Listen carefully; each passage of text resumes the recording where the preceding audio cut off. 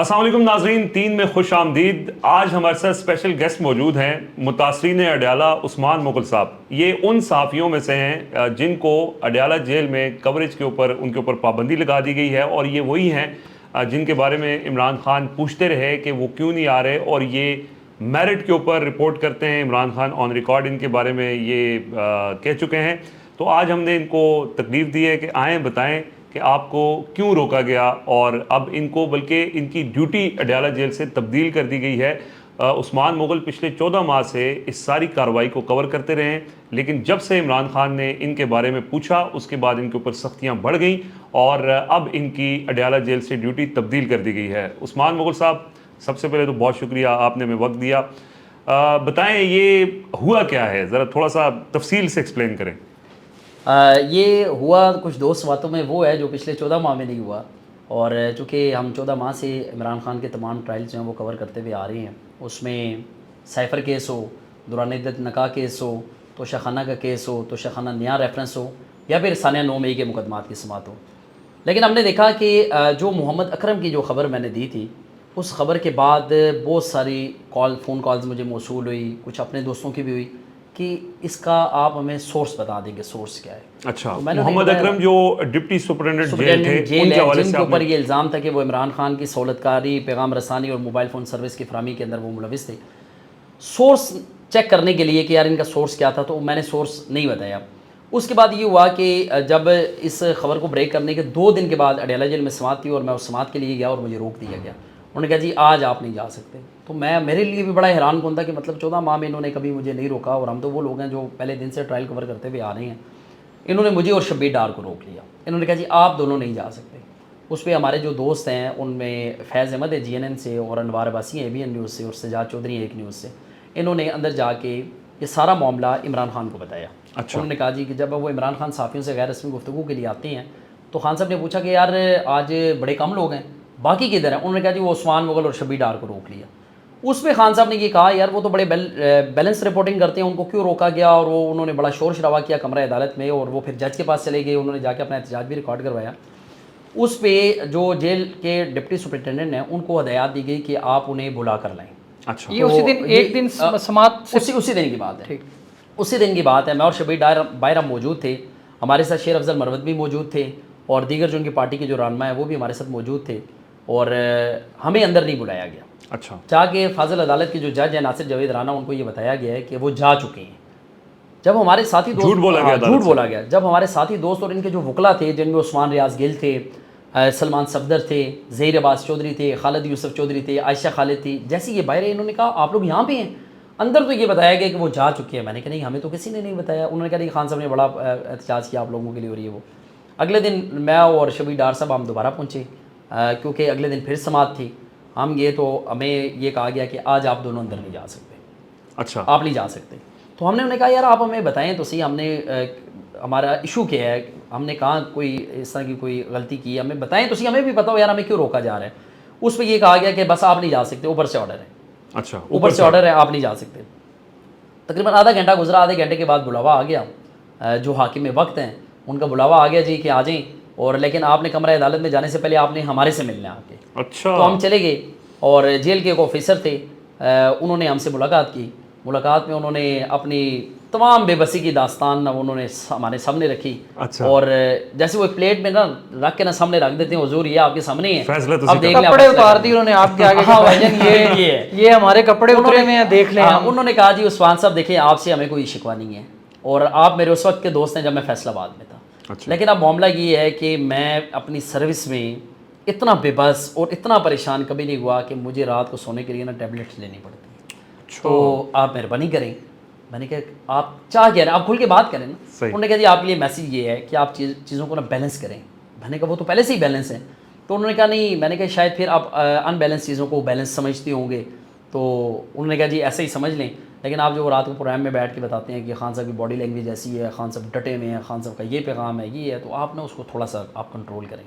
تو اور آپ نے آج کے بعد نا عمران خان سے سوال نہیں کرنا۔ میں نے ان سے پوچھا کہ یہ پابندی صرف میرے لیے یہ سب کے لیے؟ انہوں نے کہا نہیں، یہ پابندی صرف آپ دونوں کے لیے، آپ کے لیے اور میرے لیے اور شبیر ڈار کے لیے۔ اچھا، خیر یہ ہمیں بلانے کا مقصد یہ تھا کہ خان صاحب ٹاک کر لیں، اور ٹاک کر کے معاملہ وائنڈ اپ ہو جائے، اس کے بعد ہمیں جانے دیا جائے۔ اچھا ہم جب پہنچے خان صاحب ٹاک کر چکے تھے. اچھا ہم جا کے بیٹھے اور خان صاحب جیسے ہی واپس گئے انہوں نے ایک اپلیکیشن دی ہوئی تھی.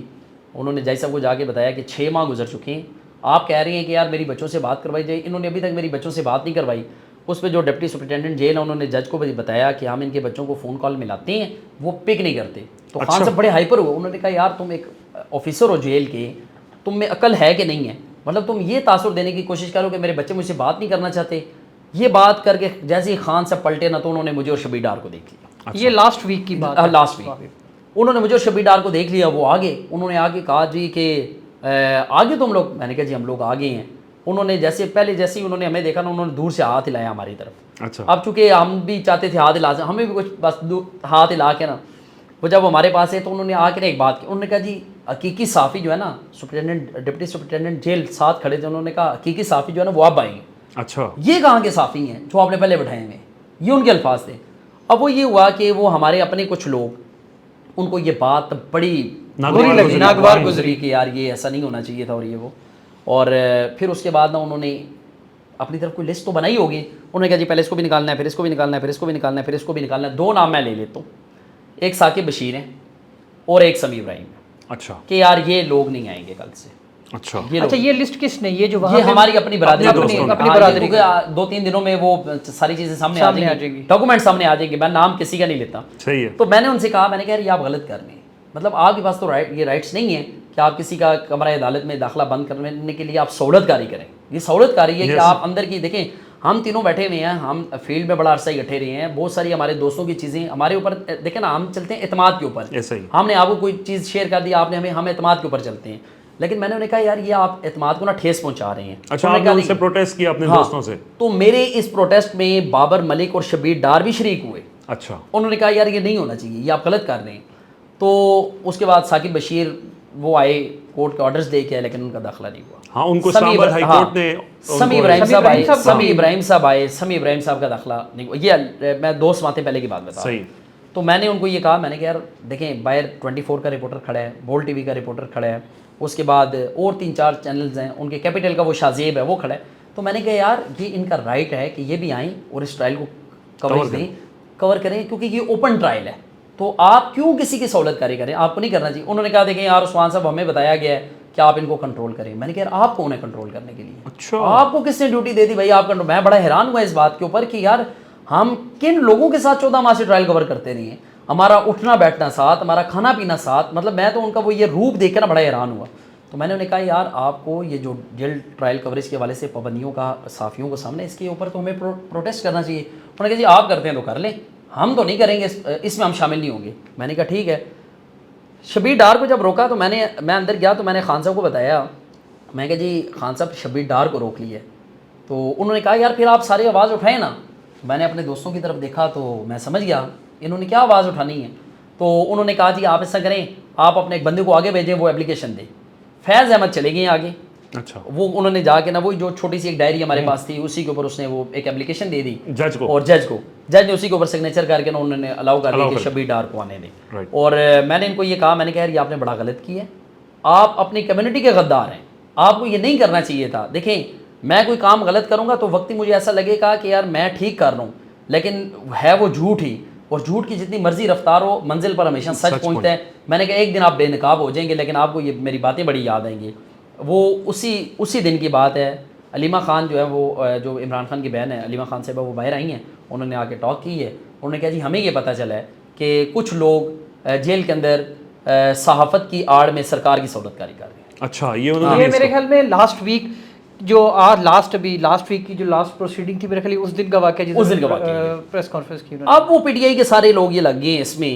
پہلے تو یہ تاثر تھا نا اڈیالہ جیل میں جو صحافی جاتے ہیں, پتہ نہیں وہ صحافی ہیں بھی یا نہیں, وہ کیوں جاتے ہیں, کیونکہ ہماری اڈیالہ جیل سے باہر نکلنے سے پہلے سوشل میڈیا کے اوپر چیزیں وائرل ہو چکی ہوتی تھی. تو اس سے بہت سارے دوستوں کی نا کریڈیبلٹی جو ہے وہ بڑی چیلنج ہوئی کہ یار یہ ہمارے اوپر بھی یہ الزام ہے. لیکن اللہ پاک حالانکہ وہاں موبائل سگنلز بھی نہیں آتے, موبائل سگنلز نہیں, آپ لوگ دور آ کے اپنے ٹکرز وغیرہ شیئر کرتے ہیں, بالکل ایسے ہی ہے. لیکن اس سے پہلے یہ چیزیں باہر نکل آتی ہیں, اس سے پہلے یہ چیزیں باہر نکل آتی ہیں. جو بیلنسنگ کر رہے ہوتے ہیں ان کو سہولت شاید ان کو سہولیات, ان کو وائی فائی ملا ہوا ہے. اچھا ان کو باقاعدہ وائی فائی ملا ہوا ہے. وہ وہاں سے نکلیں گے, وائی فائی کنیکٹ کریں گے, اور آپ کے پاس وائی فائی کنیکٹ, ہمارے پاس وائی فائی ہے ہی نہیں ہے. نہ ہمیں پتہ ہے کہ ان کو وائی فائی کہاں سے ملا ہوا کیا نہیں. اندازہ لگائیں کہ جو جرنلسٹ اڈیالہ جیل جاتا ہے نا اس کو اپنے ٹکرز بنانے اور پھر ان ٹکرز کو فائل کرنے کے لیے کم از کم 1 کلومیٹر آگے جانا ہے. پہلے اڈیالہ سے باہر نکلیں گے وہ 1 کلومیٹر آگے جائیں گے, وہ اڈیالہ کے اندر بیٹھ کے ٹکر فائل کرتے ہیں. وہ اڈیالہ کے اندر بیٹھ کے ٹکرز فائل کرتے ہیں. اور ہمارے بہت سے دوست کہتے ہیں یار عثمان صاحب ان کے ٹکرز کیسے جاتی ہیں؟ تو ان کا ایک جواب ہوتا ہے بھائی ہمارے پاس دم کی ہوئی سمیں ہیں. ہاں جی ٹھیک ہے. تو لیکن بڑا حیران کن تھا. اور اب چونکہ تبدیل کر دیا کہ بہت سارے دوستوں کو, اور شکوہ یہ تھا کہ آپ نا چیزوں کو مطلب وہ چیز رپورٹ کریں جو ہم چاہتے ہیں. ہم سے مراد یہ ہے کہ وہی 2 انہوں نے جو آگے رکھے ہوئے ہیں ڈائریکٹلی وہ ہمیں میسیج نہیں دیتے تھے. اچھا, وہ انڈائریکٹلی وہ میسیج ہمارے پاس آتا تھا کہ وہ آپ کو آپ بتائیں کے گے اپنے دوست آپ یعنی آپ کو آپ یہ بتائیں کہ عمران خان گرا ہوا تھا, آج بیمار لگ رہا تھا, سر جھکا ہوا تھا, ہاتھ جوڑے ہوئے تھے, آپ اس طرح کی رپورٹنگ آپ سے چاہتے ہیں؟ دیکھیں ہمیں یہ کہا گیا کہ آپ کو کچھ چیزیں ہم خود دیں گے. اچھا, اور آپ نے وہ رپورٹ کرنی ہے. اچھا, میں نے کہا اب تو میں ادارے کو رپورٹ کر چکا ہوں, آپ اپنی چیزیں بھی مجھے دے دیں تو میں دیکھ لیتا ہوں. وہ یہ تھا کہ عمران خان نے کہا کہ میں ثانیہ 9 مئی کے جو پرتشدد مظاہرے تھے ان مظاہروں پر, ان واقعات کے اوپر میں مشروط معافی کا اعلان کرتا ہوں.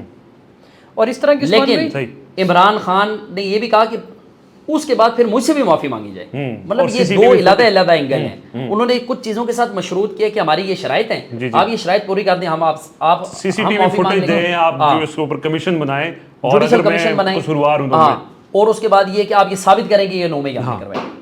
تو میں نے انہیں کہا یار یہ تو خان نے تو یہ کہا کہ ہم معافی مانگنے کے لیے تیار ہیں لیکن یہ شرائط ہیں, اس کے بعد آپ ہم سے معافی مانگیں. میں نے کہا یار جو ٹکر آپ مجھے دے رہی ہیں اس میں تو کہیں نہیں لکھا ہوا کہ خان نے کہا ہے جی کہ یہ شرائط ہیں, اور وہی ٹکر بعد میں چلے بھی وہ کا ٹکر چلے. اور باقاعدہ بہت سے نامی گرامی اینکرز نے وہ ٹرانسمیشن نہیں, انہوں نے اپنے ٹویٹر پہ یہ پہلے خبریں لگائیں کہ عمران خان نے مشروط معافی مانگ لی ہے. اب اندازہ اس ٹکر میں یہ لکھا ہوا تھا عمران خان نے 9 مئی کے واقعات کی ذمہ داری قبول کرتے ہوئے مشروط معافی کا اعلان کر. تو میں بڑا حیران ہوں. میں نے کہا یار یہ تو میرے سامنے کی بات ہے. میں نے کہا یار آپ اپنی انگلی کے پیچھے آپ سورج کو نہیں چھپا سکتے. جب عمران خان نے یہ بات کی تھی علی محمد خان وہاں پہ موجود تھے, مشال یوسفزئی وہاں موجود تھی, نعیم پنجوتھا وہاں پہ موجود تھے, انتظار پنجوتھا وہاں پہ موجود تھے, پھر اس کے بعد ایک اور ان کے کوئی رہنما تھے, مجھے اب نام یاد نہیں, یہ سارے وہاں موجود تھے. میں نے کہا یار آپ کیسے اتنے لوگوں کے سامنے آپ یہ خبر دے سکتے ہیں کہ اس نے جو ہے نا وہ مشروط معافی کا اعلان کر دیا. چونکہ جب خان صاحب ہم سے بات کر رہے ہوتے ہیں تو ان کے جو وکلا ہیں, کیونکہ ان کو تو پیپر الاؤ نہیں ہے کہ وہ اندر لے کے جائیں, نہ ان کو کوئی لکھنا الاؤ ہے, وہ ہاتھ کے اوپر ہی نا وہ اپنا پین نکال کے ہاتھ سے وہ نوٹ کر رہے ہوتے ہیں. تو نکلتے وقت ان کے ہاتھ بھی دھلوا لیے جاتے ہیں, چلیں یار کہ آپ جو ہے نا بس ہاتھ دھو کے جائیں. اچھا, تو یہ سارا معاملہ تھا. تو کچھ چیزوں پر ہمارا اختلاف تھا ان سے, تو انہوں نے دیکھا کہ یار نہیں اب یہ کنٹرول نہیں ہو رہے. تو مجھے انہوں نے یہ بھی کہا, انہوں نے کہا یار عثمان صاحب آپ دیکھیں ہم نے آپ کی فلاں فلاں جگہ گارنٹی لی ہوئی ہے اور آپ جو ہے نا وہ کہتے ہیں یار یہ بڑا شور کرتا ہے, تو یہ سارے بڑے یہ بڑے سوالات کرتا ہے ان سے, اور پھر باہر جا کے یہ ولاگ بھی کرتا ہے. میں نے کہا بھائی ولاگ پہ تو میرے پہلے کی پابندی ہے, اب مجھے آپ میرا کوئی ولاگ نکال کے دکھا دیں. انہوں نے کہا نہیں آپ کی میں گارنٹی دے کے ہوں. میں نے پھر ان سے یہ کہا, میں نے کہا یار آپ مجھے یہ بتائیں میں نے کوئی انسٹالمنٹ پہ وہاں سے کوئی فریج لی ہوئی ہے کہ آپ میری گارنٹی دیں؟ آپ نے میری گارنٹی کیوں دی ہے بھائی؟ نہیں یہ ہوتا ہے عثمان صاحب, آپ یہ پتہ کیا یہ جو کچھ لوگ ہوتے ہیں نا اور کہیں چلے گئے اپنی بات کر لی, تو عثمان بھی انہوں نے ڈیفینیٹلی یہ بات کی ہوگی عثمان اپنا بچہ ہے یار کر لیں گے اس نال. تو یہ چکر تھا. تو میں اس چیز کے اوپر میرا اختلاف تھا. ان کو اصل مجھ سے اور شبیر ڈار سے ایشو یہ ہے کہ ہمارے بہت سارے دوست جرنلسٹ وہاں پہ ایسے ہیں جو بیچارے وہ ٹکر نہیں بنا سکتے. اچھا, اب وہ چونکہ جو جونیئر سینئر کا کانسیپٹ ہے نا, اس میں یہ ہوتا ہے کہ جونیئر جب بھی کسی جگہ جائے گا وہ خود موجود بھی ہوگا, لیکن وہ اپنے سینئر سے رہنمائی ضرور لیتا ہے. تو وہ یہ چاہتے ہیں کہ یار یہ ٹکٹس جو بنا کے دیں گے ہم وہی دفتر کو فائل کریں گے وہی چلے گا. تو اس طرح کچھ 4-5 دوست ہمارے ساتھ بھی تھے. 4-5 دوست ہمارے ساتھ تھے. اب چونکہ ان کی اپنی کشتی میں سراغ تھا تو وہ چپو چلانے والا جو شخص تھا وہ بھی ان کے ساتھ مخلص نہیں تھا, لیکن وہ جو کشتی کے اندر کا سراغ تھا نا وہ پانی ان کی کشتی میں آ گیا. اب ان کو ڈر یہ تھا کہ یار یہ کشتی ڈوبے گی تو ہم سارے ڈوبیں گے. تو وہ پھر یہ ہوا, کیونکہ جو میں سمیع ابراہیم اور ثاقب بشیر کا میں نے نام لیا یہ میری آنکھوں دیکھا حال ہے اور اس پہ میں نے پروٹیسٹ کیا. اب ان کو یہ تھا کہ یار یہ دیکھیں نا اس کے ساتھ اس کو سارا پتہ ہے. تو میں نے پھر ٹویٹ کیا, میں نے کہا اسلام آباد کے صحافیوں کو ایک مخصوص ایجنڈے کے تحت جو ہے نا وہ ٹرائل کوریج سے روکا گیا. وہ پھر یہ ہوا کہ انہوں نے دیکھا کہ یار شبیر ڈار اور اگر عثمان کو ہم کنٹرول کر لیں تو ان کے پیچھے چلنے والے جو 5 لوگ ہیں وہ ہمارے ساتھ آ جائیں گے, کیونکہ ان کو وہ ٹکٹ صحیح ہوں گے تو وہ ہمارے ساتھ آ جائیں گے. دوسرا عدالتی کارروائی ہے, وہ بھی کسی کو مطلب بڑی مشکل ہوتی ہے عدالتی کارروائی کو رپورٹ, بالکل ایسے ہی ٹیکنیکل ہوتی ہے. اب وہ پھر انہوں نے یہ کیا کہ یار ان دونوں کو ہم کسی طریقے سے ہٹائیں, وہ 5 لوگ ہمارے ساتھ ہو جائیں, تو یہ سپریم کورٹ والا ہی فیصلہ ہے. ہاں جیسے وہ 8 ججز ادھر ہیں تو 5 ادھر ہیں, تو اب وہ ججز کو بیلنس کرنے کے لیے وہ پورا انہوں نے سیٹ اپ ہی تبدیل کر. تو ادھر بھی ایسی ہے, انہوں نے کہا کہ بس شبیر ڈار ان کو ہٹا لیں, کیونکہ ہم پتہ کیا کرتے ہیں, کیونکہ ایک تو وہ ہماری ٹائپنگ سپیڈ بڑی اچھی ہے ذرا الحمدللہ میری اور شبیر ڈار کی, وہ نا وہ وائس ریکارڈر کے اوپر وہ اس کو ریکارڈ کر کے نا تو وہ ٹائپ کروا رہے ہوتے ہیں, تو ہم تو خود فوری ٹائپ کر رہے ہیں, کیونکہ اتنا ٹائم ہو گیا تو وہ ہمیں ایک دن پہلے ہی پتہ ہوتا ہے یار کل کمرہ عدالت میں کیا ہوگا, تو ہم اسی حساب سے نا وہ پیٹرن بنا کے رکھ لیتے ہیں. آئے بس ٹھیک ہے جی اتنے دن کی توسیع ہوگی, بیچ میں دن ڈالنے ہوتے ہیں, باقی وہ ہمارے پاپڑ. ان کو یہ ہے کہ یار ایک تو یہ خبر ہم سے پہلے دے دیتے ہیں, پھر دوسرا یہ ہے کہ جو خبر ہم ان کو کہتے ہیں کہ وہ بھی نہیں چلاتے ہیں, اور تیسرا یہ ہے کہ یار یہ ہمارے وہ اس نیٹ ورک کے اندر اس ریڈار پہ نہیں آ رہے, قابو نہیں آ رہے, بیلنس پہ نہیں آ رہے. تو یہ چکر تھا, تو اس وجہ سے پھر جو ہے نا وہ پھر آپ کی بیٹ تبدیل کر دی گئی. بیٹ پھر 14 ماہ کے بعد بلاخر پھر اڈیالہ جیل کا جو سفر ہے وہ اختتام پذیر ہو گیا. آپ کو واپس اسٹیبلشمنٹ ڈویژن رپورٹ کرنے کی ہدایت دے دی گئی. نہیں تو اب آپ کو کیا کہا گیا کہ آپ کون سی بیٹ کریں گے؟ نہیں میں اصل میں آپ کو ایک بات بتاؤں, میں اس سے پہلے راولپنڈی کورٹ اور کرائم دیکھتا رہا ہوں اور بڑے ٹائم سے دیکھتا رہا ہوں. پھر میں بیچ میں کچھ ٹائم سپریم کورٹ لگا رہا, پھر اسلام آباد آ گیا. میری 6 مئی کی جوائننگ ہے پبلک نیوز کے ساتھ, اور بدقسمتی سے 2 دن اور ایک مطلب 2.5 دن اور 3 راتوں کے بعد جو ہے نا وہ یہ ہو گیا, 9 مئی ہو گیا. اس کے بعد سے مسلسل ڈیوٹی, کیونکہ وہ پھر یہاں سے یہ ہوتا تھا کہ اسلام آباد کے جو رپورٹر تھے وہ ذرا ان کے لیے مشکل سفر ہے اڈیالہ کا, تو اس لیے پھر مجھے کہتے تھے یار آپ پنڈی ہوتے ہیں تو آپ نے یہ کور, میں پھر پہلے دن سے کور کر رہا تھا. تو وہ پھر یہ بھی آپ کی کوئی چوائس نہیں تھی, یہ بھی کلیئر ہے کہ آپ کی کوئی چوائس نہیں تھی اڈیالہ جانا, آپ میری آفس سے سائن کیا, کیونکہ میری چوائس اس وجہ سے نہیں تھی کیونکہ دیکھیں اب ہم موبائل فون کے اتنی عادی ہو چکے ہیں, اتنے عادی ہو چکے ہیں کہ آپ موبائل فون کے بغیر رہنا بڑا مشکل کام ہے. تو آپ نا ایک جگہ ہم گئے نا تو وہاں پہ کچھ صحافی ایسے تھے جن کو میں نہیں جانتا تھا, تو وہ لاہور سے آئے ہوئے تھے, تو وہ سارے اپنے فون میں لگے ہوئے. میں نے کہا ناراض نہیں ہونا, آپ جرنلسٹ تو نہیں ہیں؟ انہوں نے کہا جی ہم جرنلسٹ ہیں. کہتے ہیں آپ کو کیسے پتا؟ میں نے کہا یار 1 گھنٹہ ہو گیا مجھے بیٹھے ہوئے, تو بھائی 50 منٹ سے آپ فون یوز کر رہے ہیں. تو یہ ہم اتنا زیادہ وہ اب انوالومنٹ ہے ہماری کہ اس کے بغیر اب مشکل ہے. تو وہ پھر میں اس حق میں بھی نہیں تھا, کیونکہ جب آپ اڈیالہ جیل جاتے ہیں تو پھر آپ مطلب کچھ اور رپورٹ نہیں کر سکتے, آپ صبح سے شام تک اڈیالہ, پھر سارا وہی شام کو پھر آپ گھر چلے جائیں, اور مینٹلی آپ بڑے نا وہ ایک ڈسٹرب بھی رہتے ہیں اور تھک بھی جاتی ہیں, اور مسلسل بیک ٹو بیک یہ روز سماتے ہیں, بالکل ایسے ہی دوسرا کیس تیسرا کیس. وہاں پہ یہ تھا کہ 9 مئی کے 14 مقدمات کی سماعت ATC راولپنڈی میں ہوتی تھی, پھر شیر افضل مروت کی اور اپنا CMKP کی وہ جوڈیشل کمپلیکس میں ہوتی تھی, پھر فواد چودھری کی اور فیض حمید کے جو بھائی ہیں نجف حمید, ان کی پھر ہوتی تھی اینٹی کرپشن راولپنڈی کی کورٹ میں, پھر وہ شیخ رشید کے 3 مقدمات کی سماعت تھی Lahore high court Rawalpindi bench میں, اور پھر 7 اڈیالہ جیل تھا. اور یہ ساری آپ کور کرتے ہیں؟ یہ ساری میں خود اکیلا کور کرتا تھا. میں سے وہ جاتا تھا ATC سے ہو کے پھر ہم جاتے تھے فواد چودھری پیش ہوتا تھا, پھر وہاں سے جوڈیشل کمپلیکس سے ہائی کورٹ, اور ہائی کورٹ سے پھر ہم اللہ خیر کیا, اور بس پھر تقریباً کوئی 10:30 پونے 11 پھر ہم پہنچ جاتے تھے اڈیالہ جیل. ابھی جو آپ نے سٹوری سنائی ہے وہ ایک شعر بھی ہے, تو آپ نے بار بار اپنے دوستوں کا ذکر کیا نا, اور دیکھا جو پیر کھا کے کمی گاہ کی طرف. وہ کہا نا کہ میں جج کے پاس گیا اور وہ سائن, تو میں جج نے خان نے کہا کہ تم اس پہ پروٹیسٹ اپنے دوستوں کو پروٹیسٹ, میں نے پیچھے مڑ کے دیکھا تو میرے ذہن میں یہ ہے. لیکن اب چونکہ PTI کے لوگ نا وہ اس کھوج میں لگے ہوئے ہیں, بہت سے لوگوں نے میرے سے بھی رابطہ کیا, ان کی لیڈرشپ نے, ٹاپ لیڈرشپ نے رابطہ کیا. اچھا ٹھیک ہے, ہم نام بتائیں. میں نے کہا میں نام نہیں بتاؤں گا, اگر میں بھی نام بتا کے تو میں نام نہیں بتاؤں گا. تو خیر وہ پھر وہ حلیمہ خان صاحبہ جو ہیں انہوں نے کچھ چیزوں کو کوئی انویسٹیگیٹ کیا, لیکن وہ جس کو وہ رپورٹ کر رہی ہیں وہ بھی تو آگے کسی کو رپورٹ کر کے کہیں گے نا ہمیں انہوں نے رپورٹ کی ہے. اور ہو سکتا ہے ان کا حال بھی وہی ہو جو آپ کو ڈپٹی سپرنٹینڈنٹ نے بلا کے کہا کہ بھائی میری یہ مجبوری ہے, ہو سکتا ہے وہ دوست بھی مجبور ہو. اچھا عثمان مغل صاحب, آپ کو پاکستان جو ہے نا یا وہ مجبوری پہ چاہ رہا ہے یا VPN پہ چاہ رہا ہے. ایگزیکٹلی. ایک عرصے سے, سالوں سے ظاہر ہم فیلڈ میں اکٹھے بھی کام کیا ہے, اور عرصے سے آپ کو دیکھ رہے ہیں. اس سے پہلے بھی آپ عمران خان کو کئی مختلف چیزوں میں کور کرتے رہے ہیں. یہ بتائیں کہ اڈیالہ میں اس وقت عمران خان کو جو پچھلے 14 ماہ کے دوران آپ نے دیکھا, آپ نے خود کیا محسوس کیا؟ یہ ساری چیزیں باہر ایک الگ سے رپورٹ بھی ہو رہی ہوتی ہیں, اس کو پریزنٹ بھی کیا جاتا ہے, لیکن جیل کے اندر ظاہر ہے ہماری ایکسیس نہیں ہے, ہمیں بھی الاؤ نہیں کیا گیا. لیکن آپ اس پلیٹ فارم کے ذریعے اپنا وہ جو 14 مہینے کا آپ کا ایکسپیرینس ہے عمران خان سے ریلیٹڈ, ان کی سیاست سے ریلیٹڈ ہوتا ہے نا, ویسے لگتا تھا PTI کے اپنے لوگوں کو یہ لگتا تھا خان جیل نہیں کاٹ سکے گا, اور سب کی یہ رائے تھی, متفقہ رائے تھی, اور ان کو بھی یہ لگتا تھا کہ خان جیل کاٹ گیا.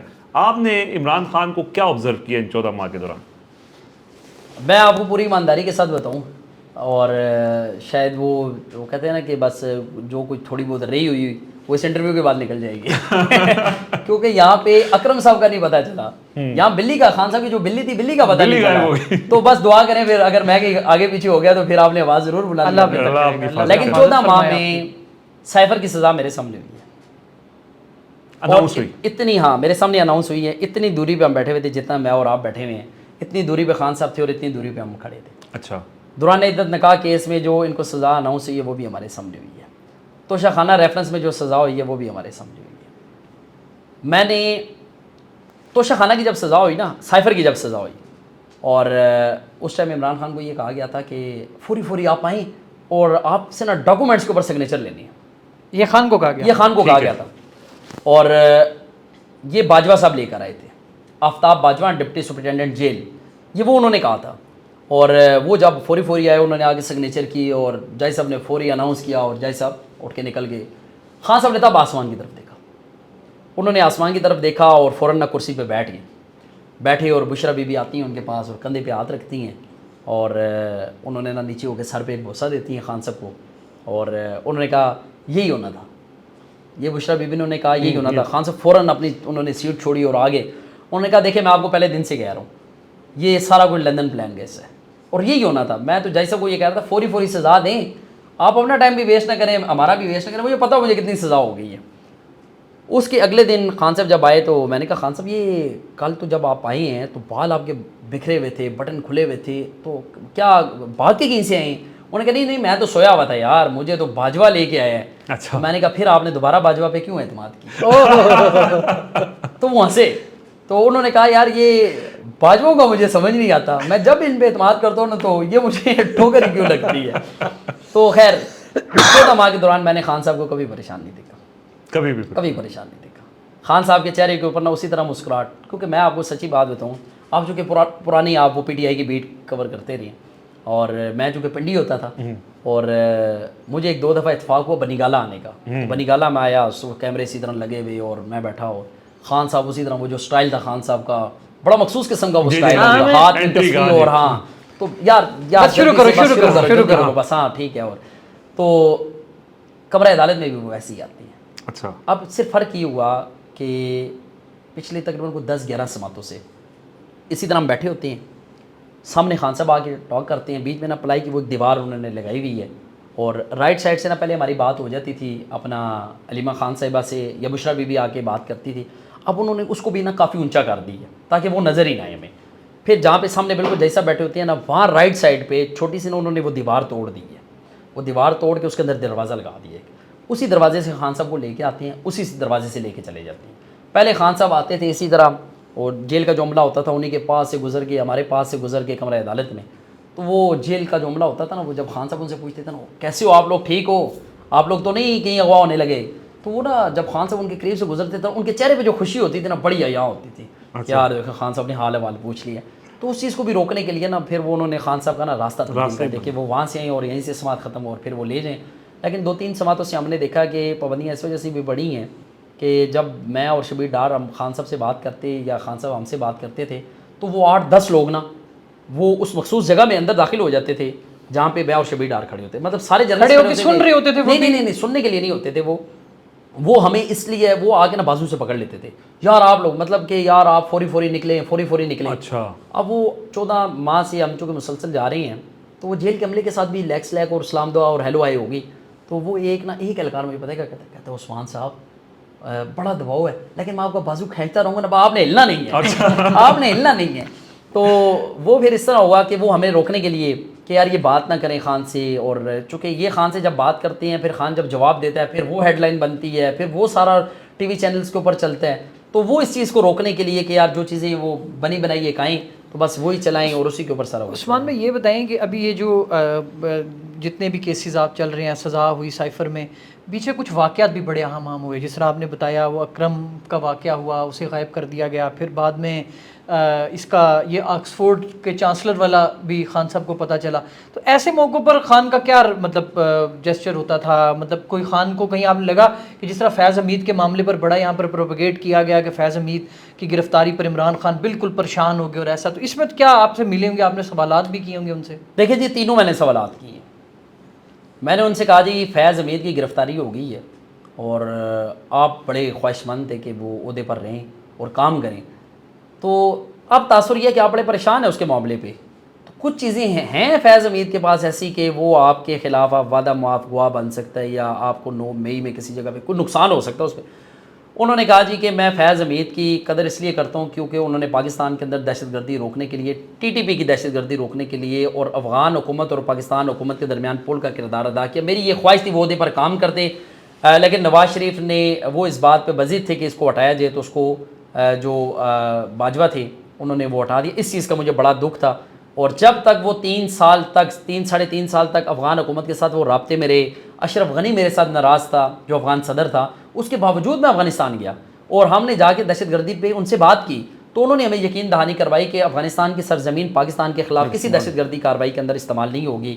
اس کے بعد آپ نے دیکھا کہ ہم نے جو مہاجرین تھے وہ گاڑیاں بھر کے ہم نے یہاں سے واپس بھجوائے، اس سے نفرتیں پھیلی ہیں، ہم بڑی تیزی کے ساتھ صوبائیت کی طرف جا رہے ہیں. آپ دیکھ لیں بلوچستان کے اندر جو بلوچی ہیں، بلوچ قوم جو ہے وہ اب اپنے الگ وہ سیٹ اپ کے لیے وہ پروٹیسٹ کرے گی، اور آپ نے دیکھا ہوگا کہ اس سیٹ اپ کا پروٹیسٹ پنجاب کے اندر کروایا گیا ہے. تو میں اس چیز کے اوپر فکر مند ہوں. باقی نہ میں اس کے علاوہ میرا کبھی کوئی رابطہ نہیں رہا فیض حمید سے. جو اکرم والی بات ہے تو میں نے ان سے پوچھا کہ اکرم صاحب غائب ہو گئے، تو وہ بڑے حیران ہوئے، کہتے ہیں کب؟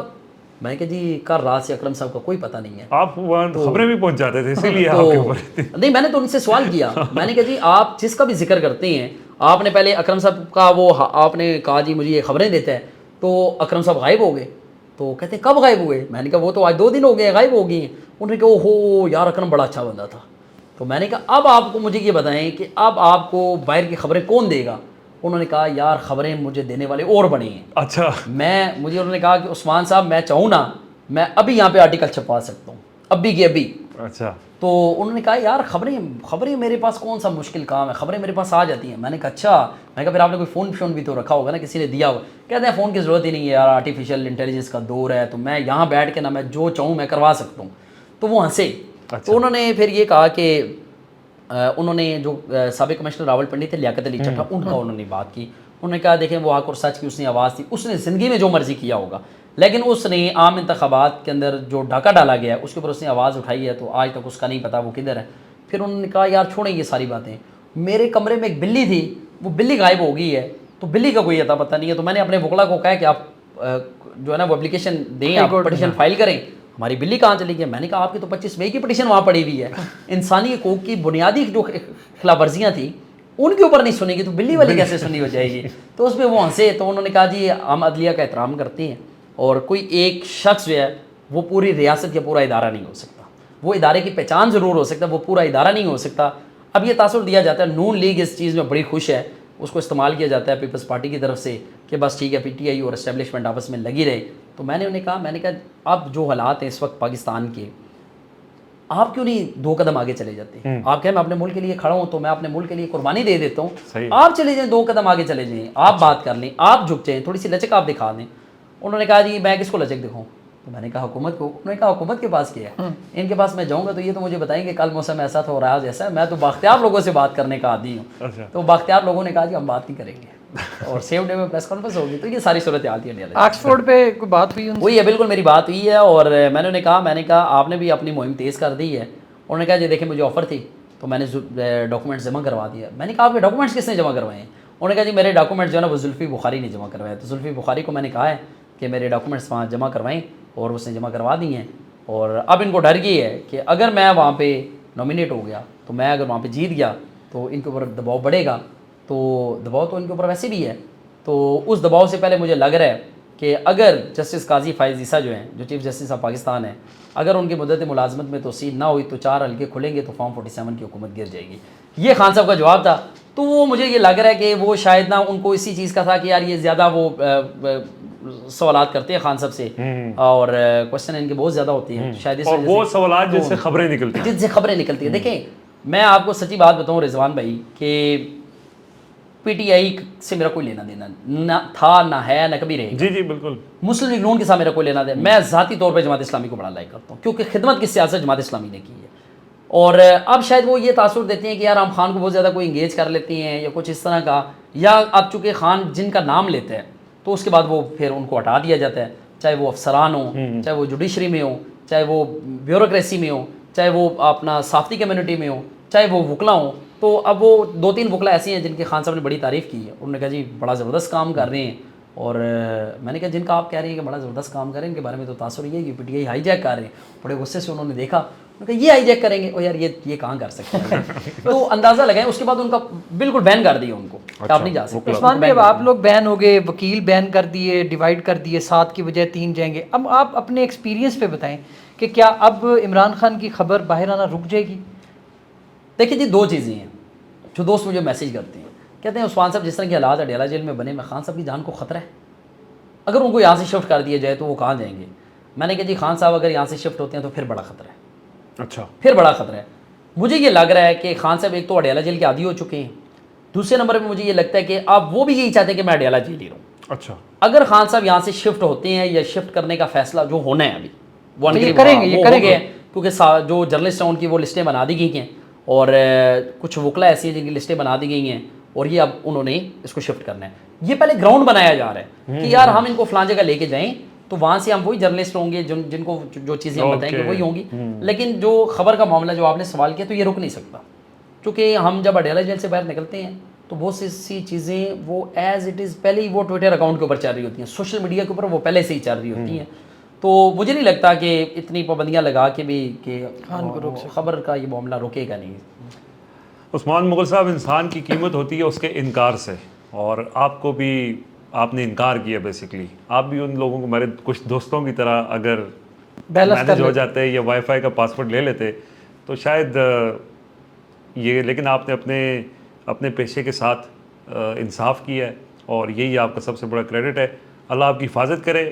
ظاہر ہے اس وقت پاکستان کے اندر میرٹ کے اوپر کام کرنا ایک بہت بڑا جرم ہے.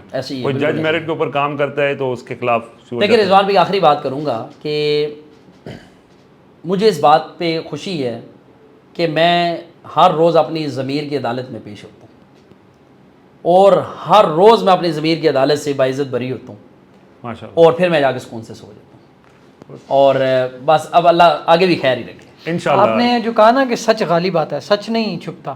تو جو لوگ آج سہولت کاری کر رہے ہیں نا، یہ سہولت کاری والے جو لوگ ہوتے ہیں نا، یہ پتہ نہیں کتنی صدیوں سے ہر دور سے آ رہے ہیں. تو ان کا جو انجام ہے نا وہ بھی تاریخ کا حصہ ہے، وہ بھی بھیانک ہے. تو جو لوگ سچ پہ کھڑے ہوتے ہیں وہ دبائے بھی جاتے ہیں، وہ ظلم کا شکار بھی ہوتے ہیں، لیکن بالآخر وہی اوپر آتے ہیں.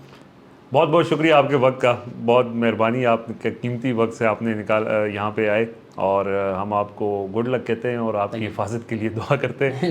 اور اجازت دیں جی، اس کے بعد عثمان بھائی کے بعد پھر ہمارا کہنا کچھ بنتا نہیں ہے. آج کے لیے اجازت دیجیے. اللہ حافظ.